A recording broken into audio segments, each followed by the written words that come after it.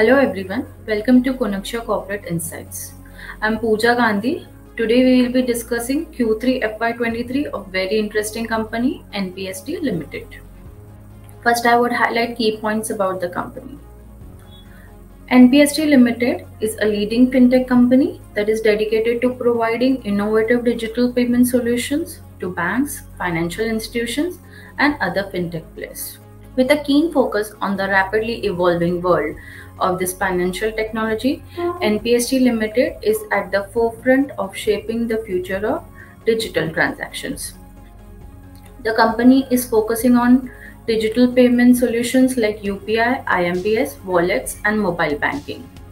The company's primary focus is on building a multi-layered solution that will support the growth and development of a cashless economy. To achieve this goal, NPST Limited is investing heavily in cutting-edge technology, skilled manpower, and advanced infrastructure. This will enable them to provide advanced and reliable solutions that meet the ever-growing demands of their clients. NPST Limited key area of expertise is digital payment switches for services such as UPI and IMPS. These services have revolutionized the way people conduct financial transactions and have greatly improved their accessibility and convenience. NPST Limited digital payment switches are designed to make these services more secure, fast, and efficient, thus providing a seamless experience to users.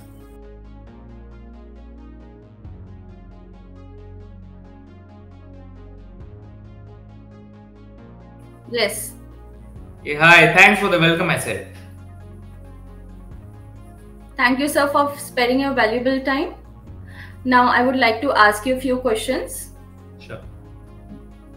What was the main drives of revenue growth, sir? So, let me tell you that as an organization, we have been consistently investing in creating new product stack, and for last few years, we have been working a lot around UPI. Okay, UPI has been the mainstay on which we have built a lot of products. Last year, somewhere in November 2021, we started re-looking at the API business. So, and in 1 year's time, it started giving us results. So, whatever growth you have seen so far, that is majorly because we have been able to increase the product stack for our technology business, through which we provide services to banks. So that business has multiplied. At the same time, the new revenue stream on the API business, which we invested in November 21, that started generating, some revenue, and we started, billing somewhere in July, August 2022, and that has added to our revenue stream. So I would say that our entry into new business segment, our entry into new business category has been the key driver for our growth this last 2 quarters. Okay, so EBITDA grew more than revenue growth. What has contribution towards EBITDA and higher EBITDA and EBITDA margin?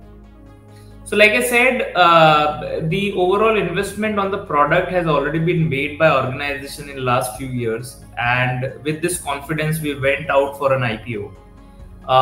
We just needed a final push to start generating revenue on the other sources of income on the same product stack. So what you can see is that the reinvestment on the product as against the sales that we are supposed to do, that has gone down, and revenue generation on the products that we have built, that has increased. So our investment on the product versus our revenue generation, there is a big gap now, and that is the reason why our EBITDA has increased. Okay, so what would be a sustainable margin going forward? You want to take this up? Yeah. Pooja, currently we are working near about, you can say, a bit of 28 to 30%.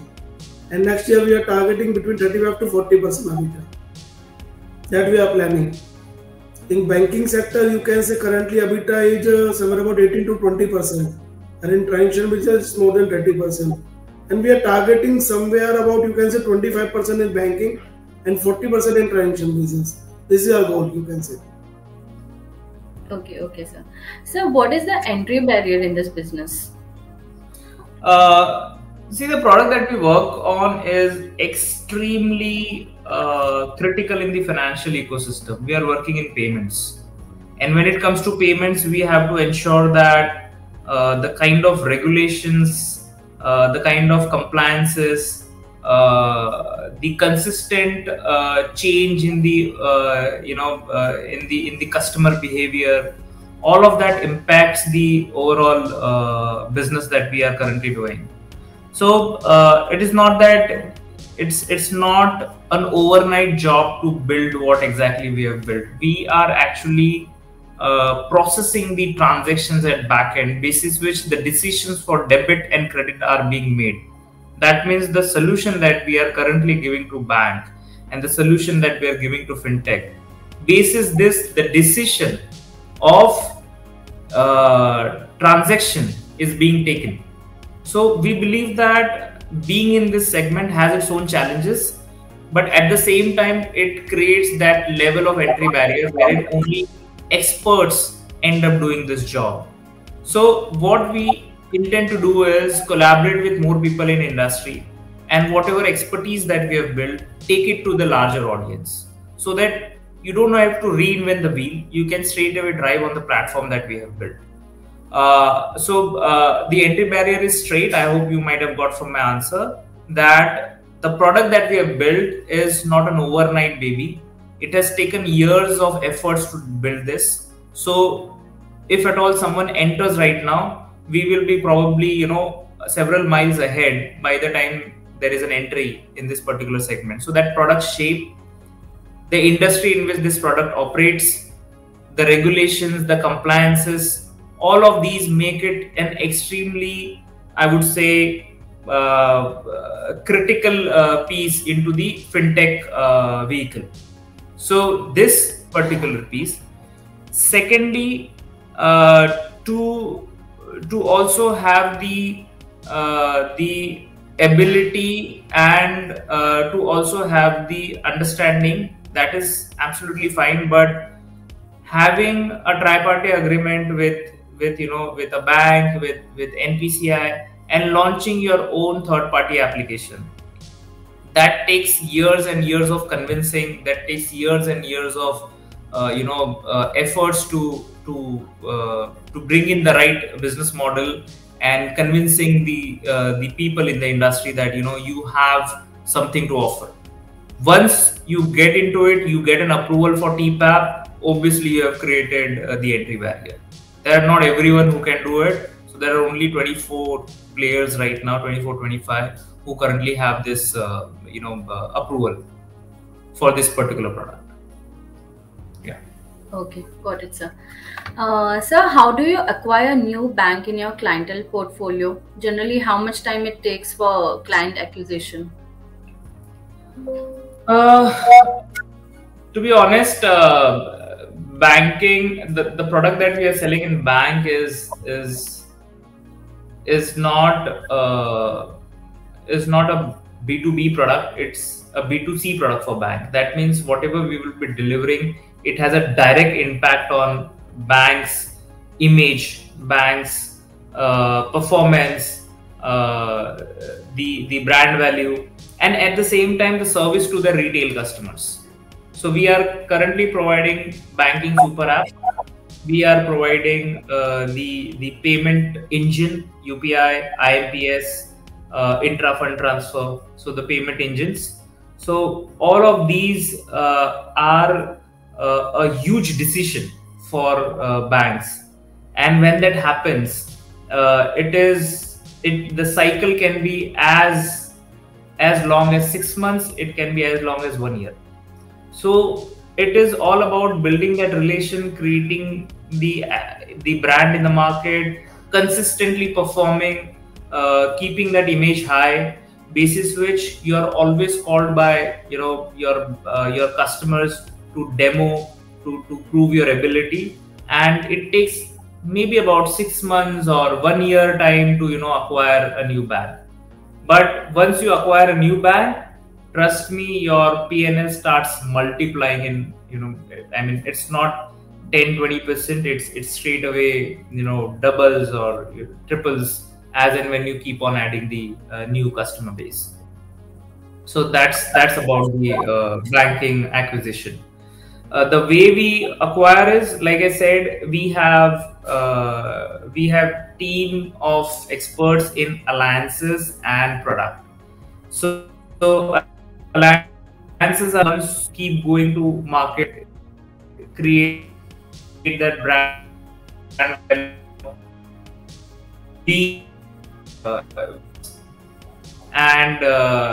we have experts in product. So product team is the one which keeps on working on the solutioning, customizing, client requirements. So this team, this combination is something that helps us be present and acquire new business. Okay, sir. And sir, what are your future plans for business growth? So last year, whatever verticals we have created, we intend to further scale on those verticals. We already have worked towards several new customers in banking segment when it comes to technology. So I believe that in maybe 1 or 2 quarters we may have more brands under us, under the technology wing, when it comes to providing services to banks on our product stack. Second is the API business. We intend to scale it. There's a huge opportunity there, and we believe that it can only multiply every month, every quarter. We see huge opportunity here in the API business. So again, API, like I said, we started, it's not even a year when we started generating revenue with the services that we are providing to our customers. So I believe it is still at an early stage. So for sure, the inflection is yet to come, and the growth will be tremendous in that particular segment. Thank you, sir. Sir, and my last question is, what is the outlook for future business growth? Perhaps whatever I have answered in the earlier question, maybe I'll extend to it, or I'll link to it. The outlook looks very strong. The industry is if you look at the industry growth, you see we are doing about 8 billion transactions a month, and that's no joke. And when that happens, the challenges around the technology, the challenges around compliance, the challenges around customer experience, all of that increases across industry. And wherever there is an increase in challenge, there is a business opportunity for us, because that's what we solve. That's what our job is. So I believe that as and when the transactions will increase, there will be several new opportunities, several new areas where we will play a prominent role to solve those problems, not just for banks but also for fintech industry. So that is what I see. That is how NPST envisions itself to strategically partner, which is one of our mission statement. Secondly, I believe that being on the merchant story, being present in merchant story is the right decision at right time, because we intend to acquire certain percentage of market share, and even an extremely small percentage of market share is a huge impact on our PNL. So transactions are always bound to increase. Use cases are bound to increase. We will find innovations happening in the industry, and we will find technology challenges. All of that is an extremely positive outlook for NPST. Thank you, sir. Thank you so much. Thank you, sir, for clearing all doubts. Indeed, it was a very informative session. Sure. Thank you for watching our show. Please like, share, and subscribe. And if you have any suggestions, please write to us in comment box. Thank you.